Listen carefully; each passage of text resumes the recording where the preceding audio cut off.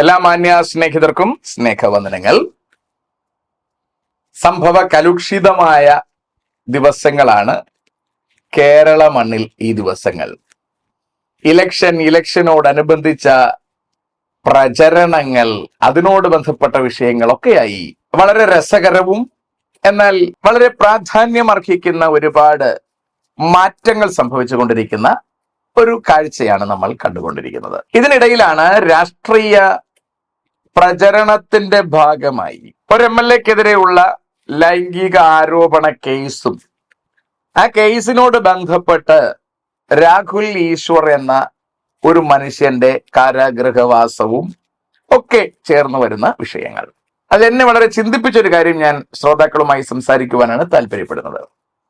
ഇവിടെ രാഹുൽ ഈശ്വർ എല്ലാവരും അയാളെ കളിയാക്കുന്നത് കണ്ടു. കാരാഗൃഹത്തിലായി പോയ അയാളെ കുറിച്ച് ഒരുപാട് ആൾക്കാർ കളിയാക്കുന്നത് കണ്ടു. എന്തിനാണ് എന്നെനിക്ക് മനസ്സിലായില്ല. അയാൾ ഒച്ചയെടുത്തത് മുഴുവൻ സമൂഹത്തിലെ ഒരു നന്മയ്ക്ക് വേണ്ടി തന്നെയായിരുന്നു എന്ന കാര്യത്തിന് സംശയമൊന്നും വേണ്ട. അയാൾ ആരോ കുറ്റവാളികൾക്ക് വേണ്ടി സംസാരിച്ചു, ഇരയ്ക്കെതിരായി സംസാരിച്ചു എന്നൊക്കെ സമൂഹത്തിൽ ഏറെക്കുറെയുള്ള മാന്യന്മാരായവർ തന്നെ സംസാരിക്കുന്നത് കേട്ടിട്ട് എനിക്ക് എന്തിനാണ് അങ്ങനെയൊന്നും മനസ്സിലായില്ല. വാസ്തവത്തിൽ അയാളുടെ സംസാരം ഒരിരയ്ക്കും എതിരായിട്ടൊന്നുമല്ല. ഇവിടെ ഇര എന്നതുകൊണ്ട് ഉദ്ദേശിക്കുന്നത് പെൺകുട്ടിയാണെങ്കിൽ എനിക്ക് തോന്നുന്നത് ഇര എന്നത് MLA ആണ് എന്നാണ്. പലരുടെയും ഇരയായി മാറി എന്ന് പറഞ്ഞാൽ LDF-ന് ജയിക്കാൻ വേണ്ടിയിട്ട് നിർബന്ധമായും ഒരു ഇര ആവശ്യമായി വന്നു. അപ്പോഴത്തേക്ക് രാഹുലിനെ ഉപയോഗിച്ചു എന്നതിൽ സംശയമൊന്നും വേണ്ട, എല്ലാവർക്കും അറിയാമെന്നുള്ള കാര്യമാണ്. മാത്രവുമല്ല, അയാളുടെ കയ്യിൽ ലൈംഗിക പരാജയങ്ങൾ ഉണ്ടെന്ന് വരികിലും അയാൾ രാഷ്ട്രീയത്തിൽ ഇത്രയോളം സംസാരിക്കാൻ ശേഷിയുള്ള, തിന്മയ്ക്കെതിരായി സംസാരിക്കാൻ പാങ്കുള്ള മറ്റൊരാൾ കോൺഗ്രസിനകത്തുള്ളതായിട്ട് എനിക്ക് ബോധ്യപ്പെട്ടിട്ടില്ല. അയാൾക്ക് സ്ത്രീകളോടുള്ള വിഷയത്തിൽ പരാജയമുണ്ടെന്ന് ആൾക്കാർ പറയുന്നു, മുഖ്യമന്ത്രി തന്നെ പറയുന്നു. അപ്പൊ അതിന്റെ വിഷയങ്ങളൊന്നും എനിക്കറിയില്ല. ഏതായാലും പെൺകുട്ടികളുമായി പ്രണയത്തിൽ ഉണ്ടായിരുന്നു എന്നും അവരൊക്കെയായിട്ട് ലൈംഗിക വീഴ്ചയിൽ ഏർപ്പെട്ടിരിക്കുന്നു എന്നും ഒക്കെ ചില റിപ്പോർട്ടുകൾ പുറത്തു വരുന്നു. നമുക്കതിന്റെ യാഥാർത്ഥ്യമൊന്നും അറിയില്ല. ഒരു കുട്ടിയെക്കുറിച്ചുള്ള കൃത്യമായ റിപ്പോർട്ടുകളാണ് പുറത്ത് ഏറെക്കുറെ വന്നിരിക്കുന്നത്. അത് അയാൾ ഏറ്റുപറയുകയും ചെയ്തിരിക്കുന്നു എന്നാണ് മനസ്സിലാക്കുന്നത്. അപ്പോൾ സ്വാഭാവികമായും അത്തരത്തിൽ തിന്മ ചെയ്തിരിക്കുന്ന ഒരു വലിയ വൃന്ദം തന്നെ, ഒരു വലിയ ഗ്രൂപ്പ് തന്നെ LDF-നകത്ത് നിൽക്കുന്നു എന്നുള്ളതും എല്ലാവർക്കും അറിയാം. അത് അതിന്റെ വഴിക്ക് പോട്ടെ. വാസ്തവത്തിൽ രാഹുലിനെതിരെ എല്ലാവരും കൂടി ചാടി വീഴാനുണ്ടായ കാരണം അയാളുടെ ആ സംസാരവും അയാളുടെ ഡീലും തന്നെയാണ്. അതിന് സംശയമൊന്നും വേണ്ട. അപ്പൊ അയാളെ ഒതുക്കുക എന്നുള്ളത് ഒരു കാര്യം. രണ്ടാമത്തെ വിഷയം LDF-ന് പിടിച്ചു നിൽക്കുക എന്നുള്ള പ്രധാനപ്പെട്ട വിഷയം. കോൺഗ്രസിനെ സംബന്ധിച്ചിടത്തോളവും അതിനകത്ത് ഇയാളുടെ വളർച്ച വയസ്സായവർക്ക് വലിയ ബുദ്ധിമുട്ടുണ്ടാക്കുന്നു എന്ന് തന്നെ വേണം മനസ്സിലാക്കാൻ. അതുകൊണ്ട് അവർക്കും ഇയാളൊന്ന് വീണ് കാണാൻ ആഗ്രഹമുണ്ടായിരുന്നു. അങ്ങനെ പൊതുവിൽ രാഹുലിനെ ഇരയാക്കി മാറ്റി എന്നാണ് മനസ്സിലാക്കുന്നത്. ഈ വസ്തുത കൃത്യമായി മനസ്സിലാക്കിയിട്ട് തന്നെയാണ് രാഹുൽ ഈശ്വർ രാഹുൽ മാങ്കൂട്ടത്തിന് വേണ്ടി സംസാരിക്കുന്നത്. നമ്മൾ സംസാരിക്കുന്ന വീഡിയോസ് എല്ലാം നമ്മൾ ശ്രദ്ധിച്ചാൽ അറിയാം, പുള്ളി അതിനൊന്നും ന്യായീകരിക്കുന്നില്ല. അയാൾ തെറ്റ് ചെയ്തിട്ടുണ്ടെങ്കിൽ അയാൾ ശിക്ഷിക്കപ്പെടണമെന്ന് തന്നെയാണ് പറയുന്നത്. അപ്പോഴും അയാളെ ഒറ്റയ്ക്ക് തെറ്റുകാരനായി ചിത്രീകരിക്കുന്നതിന് എതിരായിട്ടാണ് രാഹുൽ സംസാരിക്കുന്നത്. അതിനിവിടെ ഒരു പുരുഷ കമ്മീഷൻ വേണം, പുരുഷന് വേണ്ടി സംസാരിക്കാൻ ഒരു പുരുഷ കമ്മീഷൻ വേണം എന്നുള്ളതാണ് ഇവിടുത്തെ സംസാരം. നമ്മൾ ശ്രദ്ധിച്ചാൽ അറിയാം, ഈ എല്ലാ വിഷയങ്ങളിലും സ്ത്രീ കഥാപാത്രങ്ങളെ ഹൈഡ് ചെയ്ത് സൂക്ഷിക്കുകയാണ് ചെയ്യുന്നത്. പുരുഷന് നഷ്ടപ്പെടാൻ മാന്യത എന്ന് പറയുന്നൊരു സ്ഥാപനം ഉള്ളതായിട്ട് ഇവരാരും അംഗീകരിക്കുന്നില്ല. അപ്പൊ ഇനി ഈ രാഹുലിനെ സംബന്ധിച്ചിടത്തോളം അയാളുടെ കരിയറിൽ ഒരു വലിയ തകർച്ച തന്നെ സംഭവിച്ചിരിക്കുകയാണ്. അത് വാസ്തവത്തിൽ ഈ പെൺകുട്ടി ചെയ്തൊരു ദോഷമല്ലേ? പെൺകുട്ടിയെ സംബന്ധിച്ചിടത്തോളം അറിയാമെന്നുള്ളവർക്ക് മാത്രമേ അയാളെ കുറിച്ച് അറിയത്തുള്ളൂ, മറ്റുള്ളവർക്ക് അറിയത്തില്ല. എങ്കിൽ പോലും അത്ര എളുപ്പമല്ല ഇനി കരിയറിൽ പിടിച്ച് കയറി വരാൻ. ഏതായാലും ആ പെൺകുട്ടിയെ ഹൈഡ് ചെയ്യുന്നത് പോലെ, സംരക്ഷിക്കുന്നത് പോലെ എന്തുകൊണ്ട് MLA-യെ സംരക്ഷിച്ചില്ല? അപ്പോൾ അത്തരം ഒരു സ്ഥലത്താണ് രാഹുൽ ഈശ്വറിന്റെ രംഗപ്രവേശനം. അപ്പോൾ പുള്ളിക്കാരൻ ഇവിടെ ആവശ്യപ്പെടുന്നത് പുരുഷന്മാർക്ക് വേണ്ടി സംസാരിക്കാൻ ഒരു കമ്മീഷൻ വേണം. പുരുഷന്മാരോട് കൂടെ ഇപ്പൊ ഈ സംഭവത്തിൽ അവരൊരുമിച്ച് പ്രണയത്തിലായിരുന്നു എന്ന് പറയുന്നു. പ്രണയത്തിലായിരുന്ന സമയം അവൾ ഗർഭവതിയാകുന്നു. അതിനെ നശിപ്പിച്ച് കളയുവാൻ വേണ്ടി ഇയാൾ ആവശ്യപ്പെടുന്നു. അതൊക്കെ ലീഗലി തെറ്റാണ്. അതിന് കുട്ടി സമ്മതമില്ലാതൊരിക്കലും കുട്ടിക്ക് ഗുളിക കഴിക്കാൻ കഴിയില്ല. അപ്പോൾ സ്വാഭാവികമായും ഈ കുട്ടി കൂടി അനുവദിച്ചുകൊണ്ട് തന്നെയാണ് ഈ കാര്യങ്ങളെല്ലാം നടക്കുന്നത്. അതിന് കഴിഞ്ഞ ദിവസത്തിൽ ഒരു പെൺകൊച്ചു വന്നിരുന്ന് പറയുന്നത് കണ്ടു, പെൺകുട്ടി ആൺകുട്ടിയുടെ റൂമിലേക്ക് ചെല്ലുന്നത് ലൈംഗിക ബന്ധത്തിന് വേണ്ടിയല്ല, പിന്നെയോ ഒന്ന് കിസ് ചെയ്യുന്നതിനോ ഏറി മറിഞ്ഞാൽ ഒന്ന് ഹഗ് ചെയ്യുന്നതിനോ വേണ്ടിയാണ്. അതിനപ്പുറത്തേക്കൊന്നും പെൺകുട്ടി പ്രതീക്ഷിക്കുന്നില്ല എന്ന് ഒരു അവതാരിക പറയുന്നത് കേട്ടു. ഇത് ഏതർത്ഥത്തിലാണ് എന്ന് എനിക്കറിയില്ല. ബൈബിളിൽ ഒരു വാക്യമുണ്ട്, വസ്ത്രം വെന്തു പോകാതെ മടിയിലേക്ക് തീ കൊണ്ടുവരാൻ കഴിയുമോ? കഴിയത്തില്ല. അപ്പൊ അത് സ്വാഭാവികമായിട്ടും വെന്തു പോകും. അപ്പൊ വേഗം എന്ന് ഞാൻ ഉദ്ദേശിച്ചിട്ടില്ല എന്നൊന്നും പറഞ്ഞിട്ട് കാര്യമൊന്നുമില്ല. മടിയിലേക്ക് തീ കൊണ്ടുവരുന്നെങ്കിൽ വസ്ത്രം വെന്തിരിക്കും. അത് എല്ലാവർക്കും അറിയാന്നുള്ള കാര്യമാണ്. അതുകൊണ്ട് പുരുഷൻ ഇരിക്കുന്ന സ്ഥലത്തേക്ക് ചെന്ന് കയറിയിട്ട് ഞാൻ ഇത്രയേ ഉദ്ദേശിച്ചുള്ളൂ എന്ന് പറയുമ്പോൾ പുരുഷൻ ഇത്രയേ ഉദ്ദേശിച്ചുള്ളൂ എന്ന് അയാൾക്കും പറയാനുള്ള സാവകാശം ഉണ്ടാവണം. ഏതായാലും ഈ പെൺകുട്ടിയുടെ വർത്തമാനത്തിലൊന്നും വലിയ അർത്ഥമില്ല. അവർ പ്രണയത്തിലായിരുന്നു എന്നുള്ളത് നല്ല കാര്യമാണ്. അതും അവളുടെ കൺസെന്റ് ഇല്ലാതെ അയാൾക്ക് പ്രണയിക്കാൻ കഴിയില്ല. രണ്ടാമത്, ലൈംഗിക ബന്ധത്തിലേക്ക് ഏർപ്പെടുമ്പോഴും അവളുടെ കൺസെന്റ് ഇല്ലാതെ ഒരിക്കലും പറ്റില്ല. അത് ഒരു പ്രാവശ്യമാണെങ്കിൽ പോകട്ടെ നോക്കാം, അത് ഒരുപാട് പ്രാവശ്യം. പിന്നെയും അത് ഗർഭാവസ്ഥയിലേക്ക് പോകുന്നു. അയാൾ പറയുന്ന പോലും എനിക്കൊരു കുഞ്ഞ് വേണം. എന്തർത്ഥത്തിലാണ്? ഒരാളുടെ ഭാര്യ ആയിരിക്കെ, അല്ലെങ്കിൽ ഡിവോഴ്സിലായിക്കോട്ടെ, ഒരു കല്യാണം കഴിയാത്ത പെൺകുട്ടി ആയിക്കോട്ടെ, മറ്റൊരാൾ ലീഗലി അയാളെ മാരേജ് ചെയ്യാതെ ഒരാൾ വന്നൊരു കുഞ്ഞ് വേണം എന്ന് പറയുമ്പോൾ അതിനനുവദിക്കുന്ന ഒരാളെ എങ്ങനെയാണ് നമുക്ക് മാനസിക നില ഉറപ്പുള്ള ഒരു കുട്ടിയായിട്ട് പറയാൻ പറ്റുക? അപ്പോൾ അതൊന്നും ഒരു മാന്യമായ കാര്യമൊന്നുമല്ല. അപ്പോൾ അതിനുവേണ്ടി ഇയാൾ പറഞ്ഞിട്ടുണ്ടെങ്കിൽ ഇയാൾ കാണിച്ച തെറ്റ് തന്നെയാണ്. അതിനാ കുട്ടി അംഗീകരിച്ചിട്ടുണ്ടെങ്കിൽ കുട്ടി പ്രസവിക്കുക തന്നെ വേണം, അയാളുടെ ഭാര്യയായി കഴിയുക തന്നെ വേണം.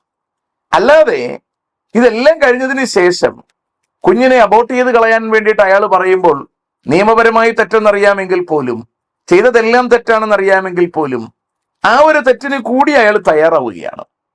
അപ്പോൾ ഇതെല്ലാം തയ്യാറായതിനു ശേഷം ഇതിന്റെ എല്ലാം കുറ്റക്കാരൻ പുരുഷനാണെന്ന് പറയുമ്പോഴാണ് പ്രശ്നം ഉദിക്കുന്നത്. അവിടെയാണ് രാഹുൽ ഈശ്വറിന്റെ വരവ്. രാഹുൽ ഈശ്വർ അവിടെ പറയുന്നത് തെറ്റ് രണ്ടുപേരും ചേർന്നാണ് ചെയ്തത്. ശിക്ഷ അനുഭവിക്കുന്നെങ്കിൽ രണ്ടുപേരും ചേർന്ന് ശിക്ഷ അനുഭവിക്കണം. അല്ല എങ്കിൽ രണ്ടുപേരും ചേർന്ന് ശിക്ഷയിൽ നിന്ന് പുറത്തു വരണം. ഒരാളെ മാത്രം നാട്ടിൽ വസ്ത്രാക്ഷേപം ചെയ്ത് കാണിക്കുകയും മറ്റേയാള് മറക്കപ്പെട്ട നിലയിൽ കഴിയുകയും ചെയ്യുക, കുറ്റം മുഴുവൻ ഒരാളിന്റെ പേരിലേക്ക് ആരോപിക്കപ്പെടുക, അയാളുടെ ജീവിതത്തെയും കരിയറിനെയും ബന്ധുമിത്രാദികളെയും എല്ലാം ബ്ലെയിം ചെയ്യുക, അത് നല്ലൊരു ഇടപാടല്ല. അതിനെയാണ് രാഹുൽ ഈശ്വർ സംസാരിക്കുന്നത്. അതിനെതിരെ സംസാരിക്കുമ്പോൾ അയാളുടെ സംസാരം ഒരല്പം കടന്നുപോയി എന്ന് എനിക്ക് തോന്നുന്നു. കാരണം അയാൾ കോൺഫിഡന്റ് ആയിരുന്നു. പെൺകുട്ടിയുടെ ഫോട്ടോ കാണിച്ചിട്ടില്ല, അയാളെ കുറിച്ച് ഒന്നും തന്നെ അയാൾ പറഞ്ഞിട്ടില്ല. അതിന്റെ അമിത ആത്മവിശ്വാസത്തിൽ അയാൾ പറയുകയാണ് എന്നെ അറസ്റ്റ് ചെയ്യൂ എന്നൊക്കെ അയാൾ പറയുകയാണ്. അങ്ങനെയാണ് അയാൾ അറസ്റ്റ് ചെയ്യപ്പെടുന്നത്. അയാൾ ഒരിക്കലും പ്രതീക്ഷിച്ചില്ല അകത്ത് കിടക്കേണ്ടി വരുമെന്നും അയാൾ പ്രതീക്ഷിച്ചില്ല. അപ്പോൾ പുരുഷന്മാർക്ക് വേണ്ടിയുള്ള സമരം എന്ന നിലയിലാണ് അയാൾ ഉഷാറായിട്ട് മുമ്പിലേക്ക് കടക്കുന്നത്. കയ്യിൽ ഗാന്ധിയുടെ പടമൊക്കെ അയാൾ വരച്ചു വെച്ചിട്ടുണ്ട്. അതുകൊണ്ട് ജയിലിൽ കിടക്കുമെന്നും അയാൾക്കൊരു വിഷയമായി തോന്നിയില്ല. ഇതാണ് ജയിലെന്ന് ഇപ്പോഴായിരിക്കും പുള്ളിക്ക് മനസ്സിലായത് എന്നെനിക്ക് തോന്നുന്നു. ഏതായാലും നിയമത്തെക്കുറിച്ച് അയാൾക്ക് അറിയില്ല എന്ന് നിയമജ്ഞന്മാർ പറയുന്നു. ശരിയായിരിക്കും, എനിക്കറിയില്ല. ഏതായാലും ഒരു കാര്യം അയാൾക്ക് ഉറപ്പായിരുന്നു, അയാൾ തെറ്റ് ചെയ്തിട്ടില്ല. അയാൾ പുറത്തിറങ്ങിയിട്ടും അത് തന്നെ ആവർത്തിക്കുകയാണ്, തെറ്റ് ചെയ്തിട്ടില്ല. ബാക്കി കാര്യങ്ങളെല്ലാം അറിയാം. അയാൾക്ക് നോട്ടീസ് കൊടുക്കാതെയാണ് അറസ്റ്റ് ചെയ്തത്. ബാക്കിയെല്ലാം അയാൾ പറയുന്നുണ്ട്. ഞാൻ ആ ഭാഗത്തേക്ക് എങ്ങും പോകാൻ തയ്യാറാവുന്നില്ല. ഞാൻ പറയാൻ ഉദ്ദേശിക്കുന്നത്, പുരുഷന്മാർക്ക് വേണ്ടി യുദ്ധത്തിനിറങ്ങിയ രാഹുൽ ഈശ്വർ കാരാഗ്രഹത്തിലാവുകയാണ്. ജയിലിലേക്ക് പോകുമ്പോൾ പുള്ളി പറയാം ഞാൻ തെറ്റൊന്നും ചെയ്തിട്ടില്ല, എന്നെ തെറ്റായിട്ടാണ് അറസ്റ്റ് ചെയ്യുന്നത്, ഇതെല്ലാം പുള്ളി ഒച്ചത്തിൽ വിളിച്ചു പറയുകയാണ്. പക്ഷേ സമൂഹം കേൾക്കാൻ തയ്യാറാകുന്നില്ല. ഇതാണ് സമൂഹത്തിന്റെ പ്രത്യേകത. മോബിന്റെ സൈക്കോളജി അതാണ്. മോബ് ഒരിക്കൽ കൂടെ നിൽക്കും, പിന്നീട് മലക്കം മറിയും. അത് മോബിന്റെ രീതി അങ്ങനെ തന്നെയാണ്. രാഹുലിന്റെ കേസിലും അങ്ങനെ തന്നെയാണ്. രാഹുൽ മാങ്കൂട്ടത്തിന്റെ കേസിലും അങ്ങനെ തന്നെയാണ്. ഒരിക്കൽ അക്സെപ്റ്റ് ചെയ്യുന്നു, പിന്നീട് ഉപേക്ഷിക്കുന്നു, ഇപ്പോൾ അക്സെപ്റ്റ് ചെയ്യുന്നു. ആ ഒരു നിലയിലേക്ക് മാറാൻ ജനം അങ്ങനെയാണ്. ജനത്തിന്റെ രീതി എപ്പോഴും അങ്ങനെയാണ്. അതുകൊണ്ട് ജനത്തെ നോക്കിയിട്ട് ഒരിക്കലും നമുക്ക് നിലനിൽക്കാനാവില്ല. ഏതായാലും രാഹുൽ ഈശ്വർ കാരാഗ്രഹത്തിലായി അയാൾ ഡിസിഷൻ എടുക്കുകയാണ്, ഞാൻ വെള്ളവും ആഹാരവും കഴിക്കില്ല. അങ്ങനെ അയാൾ ആഹാരം ഉപേക്ഷിച്ചു. 1-ാം ദിവസം കയ്യൊക്കെ എടുത്ത് കാണിച്ചു, ഹോസ്പിറ്റലിൽ കൊണ്ടുവന്നു. അയാൾ കാണിക്കുന്ന പ്രകടനങ്ങളൊക്കെ വളരെ പ്രധാനമാണ്. 2-ാം ദിവസം കൊണ്ടുവന്ന് ഡ്രിപ്പ് ഇടുന്നു. 3-ാം ദിവസം കഴിയുമ്പോഴത്തേക്ക് ഡോക്ടേഴ്സ് പറയുന്നു താങ്കളുടെ കിഡ്നിക്ക് പ്രശ്നം വരും താങ്കൾ ഫുഡ് കഴിച്ചില്ലെങ്കിൽ. ഒരു ചുണ്ണാമ്പും വരില്ല കേട്ടോ. ഇവിടെ ദൈവമക്കളൊക്കെ 21 ദിവസവും 40 ദിവസവും ഉപവസിക്കുന്നുണ്ട്. ഒരു കിഡ്നിക്ക് ഒന്നും സംഭവിക്കത്തൊന്നുമില്ല. പക്ഷെ ഇവിടെ കിഡ്നിക്ക് കേടുവരുമെന്ന് കേട്ടപ്പോൾ പുരുഷന്മാർക്ക് വേണ്ടി യുദ്ധത്തിനിറങ്ങിയ നിരാകാര സമരം തുടർന്നിരുന്ന രാഹുൽ കിഡ്നിക്ക് വേണ്ടി ഉപവാസം വേണ്ടെന്ന് വെച്ചു. പിന്നീട് റിലീസാകാൻ വേണ്ടിയിട്ടുള്ള ഒരുപാട് ശ്രമങ്ങൾ നടക്കുന്നുണ്ട്, ജാമ്യം ലഭിക്കുന്നില്ല. ഒടുവിൽ ജാമ്യം ലഭിച്ച് അയാൾ പുറത്തു വരുമ്പോൾ അയാളുടെ കാര്യങ്ങളൊക്കെ അയാൾ പറയുകയാണ്. അയാൾ കോൺഫിഡന്റ് ആണ്, കാര്യങ്ങളൊക്കെ ഓക്കെയാണ്. ഇപ്പോൾ അയാള് പരാജിതനാണെന്ന് തോന്നിയാലും താമസിയാതെ അയാൾ എന്ത് വാദത്തിന് വേണ്ടി വാദിച്ചുവോ ആ വാദങ്ങൾക്ക് ഒരു ഗുണമുണ്ടാകും എന്നാണ് പ്രതീക്ഷിക്കുന്നത്. പണ്ട് മാറുമറയ്ക്കൽ സമരം ഉണ്ടായപ്പോൾ, ചാന്നാർ സമരം ഉണ്ടായപ്പോഴും ഇങ്ങനെ തന്നെയായിരുന്നു. ആദ്യ റൗണ്ടൊക്കെ അത് പരാജയപ്പെട്ടതുപോലെ തന്നെയാണ് തോന്നിയത്. എനിക്ക് തോന്നുന്നു നെയ്യാറ്റിൻകരയിൽ നിന്ന് ആരംഭിച്ച് പുത്തരിക്കണ്ടൻ വരെ വരാൻ മറച്ചുകൊണ്ട്, ബ്ലൗസ് ധരിച്ചുകൊണ്ട് സ്ത്രീകൾ നടത്തിയ സമരം ആറാലമ്മൂട് വരുമ്പോൾ കുറെ പേർ ബ്ലൗസ് ഉപേക്ഷിക്കേണ്ടി വരികയും ബാലരാമപുരവും കാരയ്ക്കമണ്ഡപം എവിടെ എത്തുമ്പോൾ അവസാനത്തെ ആള് വരെ ബ്ലൗസ് ഉപേക്ഷിച്ചിട്ട് കാണിച്ച് മടങ്ങിപ്പോകുന്ന നിലയിൽ ചാന്നാർ സമരം അവസാനിച്ചു എന്ന് ചരിത്രം രേഖപ്പെടുത്തുന്നുണ്ട്. പക്ഷേ ഇന്ന് ഒരു സ്ത്രീയും മറയ്ക്കാത്തതായി നമ്മൾ സമൂഹത്തിൽ കാണുന്നില്ല. എല്ലാവരും മറച്ചിരിക്കുന്നു എങ്കിൽ ആ സമരങ്ങളുടെ വിജയം തന്നെയാണ് എന്ന് പറയുന്നതിന് സംശയമൊന്നും വേണ്ട. അതുകൊണ്ട് രാഹുൽ ഈശ്വർ ഈ ദിവസങ്ങളിൽ പുരുഷന്മാർക്ക് വേണ്ടി നടത്തുന്ന സമരങ്ങൾ പരാജയമെന്നൊന്നും പറയാനൊക്കില്ല. തൽക്കാലം അവകൾ ഒരു പരാജയമെന്ന് തോന്നിയാലും, തൽക്കാലം കിഡ്നി പോകുമെന്ന് പറഞ്ഞപ്പോൾ രാഹുൽ ഈശ്വർ ആഹാരം കഴിച്ചു എന്ന് പറഞ്ഞാലും, ഇന്നല്ലെങ്കിൽ നാളെ പുരുഷന്മാർക്ക് വേണ്ടി സംസാരിക്കാൻ വേണ്ടി ഒരു കമ്മീഷൻ ഉണ്ടാകും. പുരുഷന്മാരെ വെറും ഒരു കേസ് കൊടുത്തുകൊണ്ട് അകത്താക്കി കളയുന്ന, അയാളുടെ ജീവിതം തന്നെ താറുമാറാക്കി കളയുന്ന തരത്തിൽ ഉള്ള സംവിധാനങ്ങൾക്ക് അവസാനം വരുമെന്നതിന് സംശയമൊന്നും വേണ്ട. എന്റെ കൗൺസിലിംഗ് കരിയറിൽ ഈ കഴിഞ്ഞ 2-3 ആഴ്ചകൾക്ക് മുമ്പ് ഒരു കേസ് ഞാൻ അറ്റൻഡ് ചെയ്തു. അതിൽ ഒരു പയ്യനും ഒരു പെൺകൊച്ചും തമ്മിൽ പ്രണയത്തിലായിരുന്നു. പ്രണയം ഗംഭീര പ്രണയമൊന്നും അല്ല, എന്നാലും അയാൾക്ക് പയ്യനെ സംബന്ധിച്ചിടത്തോളം അയാൾ വീട്ടിൽ പറയുന്ന കല്യാണം ഒഴികെ മറ്റൊന്നും അയാൾ കഴിക്കില്ല. മാതാപിതാക്കളെ പിണക്കിയിട്ടൊരു കല്യാണത്തിനൊന്നും അയാൾ തയ്യാറാവില്ല. ആ മനുഷ്യൻ നല്ല പ്രൊഫഷനുള്ള ആളാണ്, ഞാൻ പ്രൊഫഷൻ ഒന്നും പറയാൻ തയ്യാറാവുന്നില്ല. ഒരു പെൺകുട്ടിയുമായി, അതേ പ്രൊഫഷനിലുള്ള ഒരു പെൺകുട്ടിയുമായി പ്രണയത്തിൽ എന്ന് പറഞ്ഞാൽ അവർ മനസ്സുകൊണ്ട് അടുക്കുന്നു, കല്യാണത്തിന് വേണ്ടി ആഗ്രഹിക്കുന്നു. ആ പയ്യൻ വീട്ടിൽ പറയുമ്പോൾ വീട്ടിൽ അവർ ഒരിക്കലും അതിന് അനുവദിക്കുന്നില്ല. കാരണം ഇവർ രണ്ടുപേരും തമ്മിൽ ഒത്തും ചേരില്ല എന്ന് അവർക്ക് തോന്നിയിട്ടുണ്ടാവും, അവർക്ക് കുടുംബമായിട്ട് ഒത്തുപോവില്ല എന്നെന്തൊക്കെ അവർക്ക് തോന്നിയിട്ടുണ്ടാവും. മാതാപിതാക്കൾ അതിനോട് വിമുഖത കാണിച്ചു. അപ്പോൾ എന്നെ കൊണ്ട് ചെയ്യുന്ന കാര്യം സംസാരിക്കാനും ആ പയ്യനോട് കാര്യങ്ങൾ സംസാരിക്കാനും വേണ്ടി എന്നെ കൊണ്ടുപോയി. ഞാൻ പോയി കാര്യങ്ങൾ സംസാരിച്ചു. അതിന്റെ വരും വരാഴികളെ കുറിച്ചും കാര്യങ്ങളെക്കുറിച്ചും ഒക്കെ നന്നായിട്ട് ഞാൻ അവതരിപ്പിച്ചു. അത് കഴിഞ്ഞിട്ട് ഈ വിവാഹത്തിൽ നിന്ന്, അല്ലെങ്കിൽ ഇത് മുമ്പിലേക്ക് കൊണ്ടുപോകാൻ കഴിയില്ല എന്നും വിവാഹം നടത്താനാവില്ല എന്നും ഉള്ള കാര്യം ഈ പയ്യൻ ആ പെൺകുട്ടിയോട് പറയുമ്പോൾ, പെൺകുട്ടി വലിയ പ്രശ്നമൊന്നും ഉണ്ടാക്കുന്നില്ല. പെൺകുട്ടി നേരത്തെ തന്നെ എനിക്ക് വിവാഹം വേണ്ട എന്ന് പറഞ്ഞിരിക്കുന്ന ഒരു കുട്ടിയാണ്. അപ്പൊ ഇങ്ങനെ ഒരു പ്രണയം വന്നപ്പോൾ എന്നാ കല്യാണം കഴിച്ചേക്കാന്ന് വെച്ചു. പിന്നെ ഇതിപ്പോൾ ഡ്രോപ്പ് ആകുമ്പോഴത്തേക്കും ആ കുട്ടി പറയാണ്, ഞാൻ ഇനി വേറെ കഴിക്കില്ല, താങ്കൾ പൊക്കോളൂ, കഴിച്ചോളൂ, കുഴപ്പമില്ല എന്ന നിലയിൽ ആ പെൺകുട്ടി മാറി. പക്ഷേ ആ പെൺകുട്ടിയുടെ അമ്മ ഈ ചെറുക്കന്റെ മാതാപിതാക്കളെ വിളിച്ചിട്ട് ഡിമാൻഡ് ചെയ്തത് 5 ലക്ഷം രൂപ തരികയാണെങ്കിൽ ഞങ്ങൾ ഇതിൽ നിന്ന് പിന്മാറി തരാം, ഇല്ലെങ്കിൽ പിന്മാറില്ല. അതാണ് എന്നെ വളരെയധികം ചിന്തിപ്പിച്ചത്. എന്ന് പറഞ്ഞാൽ സ്വാഭാവികമായും കുട്ടികൾ തോന്നുന്ന പ്രണയം, അതിനെ നമുക്ക് പ്രണയമായി അംഗീകരിക്കാം. അത് മുൻപിലേക്ക് കൊണ്ടുപോകാൻ കഴിയാത്തൊരു സാഹചര്യം ഉണ്ടായാൽ രണ്ടുപേർക്കും കൈകൊടുത്ത് ഗുഡ് ബൈ പറയുന്നത് തെറ്റൊന്നുമല്ല. പക്ഷേ ആ ബന്ധം മുറിക്കണമെങ്കിൽ ഞങ്ങൾക്ക് നഷ്ടപരിഹാരം വേണമെന്ന് പറയുന്നത് തെറ്റാണ്. അവിടേക്ക് വരുമ്പോഴാണ് പുരുഷന് ഒരു സംരക്ഷണം ആവശ്യമായി വരുന്നത്. ഇപ്പൊ ഞാൻ ഈ പറഞ്ഞ കേസിനെ സംബന്ധിച്ചിടത്തോളം അവർ തമ്മിൽ അടുപ്പമായിരുന്നു എന്നതൊഴികെ ശാരീരിക ബന്ധത്തിലൊന്നും പോയിട്ടില്ല എന്നാണ് ഞാൻ മനസ്സിലാക്കുന്നത്. അപ്പൊ ശാരീരിക ബന്ധത്തിൽ പോകണമോ പോണ്ടയോ എന്ന് തീരുമാനിക്കുന്നത് വാസ്തവത്തിൽ പെൺകുട്ടി തന്നെയാണ്. അവൾ തന്നെയാണ് അതിന്റെ കംപ്ലീറ്റ് ഡിസിഷൻ എടുക്കേണ്ടത്. കാരണം പണ്ട് അപ്പച്ചന്മാര് പറയുന്നത് പോലെ മുള്ളു വന്ന് ഇലയിൽ വീണാലും ഇല വന്ന് മുള്ളയിൽ വീണാലും ഇലയ്ക്കാണ് കേട്. അതിന്നും സമൂഹത്തിൽ മാറ്റം വന്നിട്ടില്ലാത്ത ഒരു നിയമമാണ് എന്ന് നമുക്കറിയാം.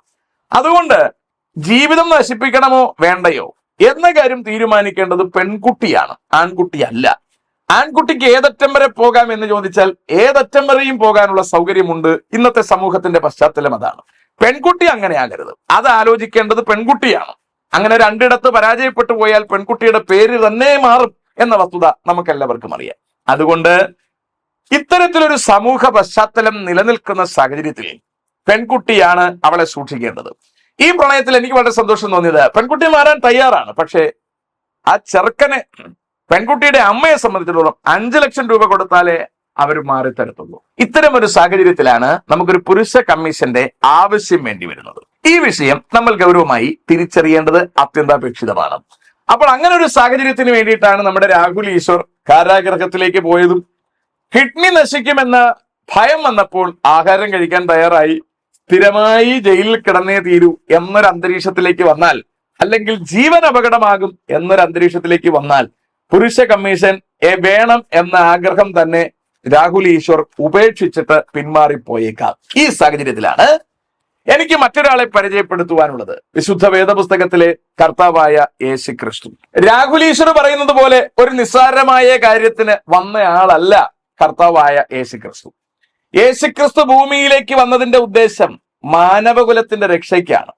പുരുഷന്മാർക്ക് വേണ്ടി ഒരു തൽക്കാല കമ്മീഷൻ ഉണ്ടാക്കുക എന്ന ആവശ്യത്തിന് വേണ്ടി കാരാഗ്രഹത്തിൽ പോയ ആള് കിഡ്നിക്ക് തകരാറുണ്ടാകുമെന്നറിഞ്ഞപ്പോൾ ആഹാരം കഴിക്കാനും പിന്നീട് ജീവൻ അപകടം ഉണ്ടാകുമെന്ന് അറിഞ്ഞാൽ ഈ ഉദ്യമം തന്നെ ഉപേക്ഷിക്കാനും തയ്യാറായേക്കാം. കാരണം മനുഷ്യൻ അങ്ങനെയാണ്. വചനം ഇങ്ങനെയാണ് പറയുന്നത്, നീതിമാനു വേണ്ടി ആരെങ്കിലും മരിക്കുന്നത് ദുർലഭം എന്ന് പറഞ്ഞാൽ, നീതിമാനായ ഒരാൾക്ക് വേണ്ടി ആരെങ്കിലും മരിക്കുമോ എന്ന് ചോദിച്ചാൽ അത് ദുർലഭമായ ഒരു കാര്യമാണ്. ചിലപ്പോൾ സംഭവിച്ചേക്കാം. പക്ഷേ ഗുണവാന് വേണ്ടി മരിപ്പാൻ തുനിയുമായിരിക്കും എന്ന് പറഞ്ഞാൽ ഗുണമുള്ള ആൾക്ക് വേണ്ടി ചിലപ്പോൾ മരിക്കാൻ തയ്യാറായേക്കാം.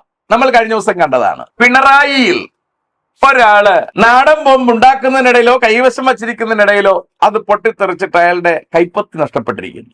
അയാളുടെ ജീവൻ തന്നെ പോയിരിക്കുകയാണ്.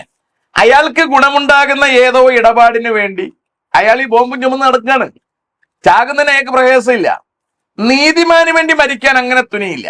ഗുണമുള്ളവർക്ക് വേണ്ടി മരിക്കാൻ ചിലപ്പോൾ തുനിഞ്ഞേക്കാം.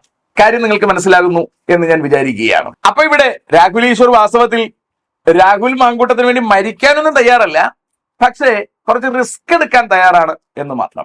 അങ്ങനെ രാഹുലെങ്കിലും വരേണ്ടിയിരുന്നത് ആവശ്യവുമായിരുന്നു. കാരണം ഇവിടുത്തെ ഭരണ സംവിധാനങ്ങളടക്കം മുഖ്യമന്ത്രി അടക്കം എന്നെ ചിന്തിപ്പിച്ചത്, മുഖ്യമന്ത്രി 3/4 മണിക്കൂർ ഇരയുടെ വർത്തമാനം കേട്ടിരുന്നു എന്നാണ്. എല്ലാം കേട്ടതിന് ശേഷം പുള്ളി പറയുകയാണ് അയാൾ ലൈംഗിക വൈകൃതമുള്ള ആളാണ്. അപ്പൊ അതിന്റെ അർത്ഥം എന്തൊക്കെയാണ് MLA ആ പെൺകുട്ടിയുമായിട്ട് ചെയ്തതെന്നെല്ലാം വളരെ ഡീറ്റെയിൽ ആയിട്ട് മുഖ്യൻ കേട്ട് മനസ്സിലാക്കിയിരിക്കുന്നു എന്നാണ്. പുറത്തുള്ള പത്രക്കാരിൽ ചെന്ന് കയറിയാൽ കടക്ക് പുറത്തെന്ന് പറഞ്ഞ് പുറത്താക്കുന്ന ആ മനുഷ്യൻ, മറ്റാരോടും സംസാരിക്കാൻ തയ്യാറാകാത്ത മനുഷ്യൻ ഈ ഒരു കഥ കേൾക്കാൻ 3/4 മണിക്കൂർ ഇരുന്നിരിക്കുന്നു എന്നുള്ളത് ശ്രദ്ധേയമായ കാര്യമാണ്. അപ്പോൾ ആ മനുഷ്യനെ രക്ഷപ്പെടുത്താൻ രാഹുൽ ഒരല്പ വില കൊടുത്തു എന്ന് കേൾക്കുന്നത് സന്തോഷമാണ്. പക്ഷേ അയാൾക്ക് വേണ്ടി മരിക്കാൻ തയ്യാറായില്ല. ഇവിടെയാണ് ബൈബിൾ പറയുന്നത്, നീതിമാന് വേണ്ടി ആരെങ്കിലും മരിക്കുന്നത് ദുർലഭം, ഗുണവാന് വേണ്ടി പക്ഷേ മരിക്കുവാൻ തുനിയുമായിരിക്കും. ക്രിസ്തുവോ, അടുത്താണ് ശ്രദ്ധിക്കേണ്ടത്, നാം പാപികളായിരിക്കുമ്പോൾ തന്നെ നമുക്ക് വേണ്ടി മരിക്കയാൽ ദൈവം തനിക്ക് നമ്മോടുള്ള സ്നേഹത്തെ പ്രദർശിപ്പിക്കുന്നു. അപ്പൊ ദൈവത്തിന് നമ്മളോടുള്ള സ്നേഹത്തെ പ്രദർശിപ്പിച്ചതാണ് യേശുക്രിസ്തുവിനെ കാൽവരി ക്രൂശിൽ യാഗമാക്കിയത്. അവിടെ പറയുക, നാം പാപികളായിരിക്കുമ്പോൾ തന്നെ. കണ്ടോ? അപ്പോൾ ഇവിടെ രാഹുൽ പറഞ്ഞ ശ്രദ്ധിക്കുക, MLA തെറ്റ് ചെയ്തിട്ടുണ്ടെങ്കിൽ അയാൾ അകത്ത് കിടന്നോട്ടെ, അല്ലെ? പക്ഷേ തെറ്റ് ചെയ്തിട്ടില്ലെങ്കിൽ അയാൾക്ക് വേണ്ടി വാദിക്കാൻ ഒരു കമ്മീഷൻ വേണം. അതാണ് രാഹുൽ വാദിച്ചത്, ഈശ്വർ വാദിച്ചത്.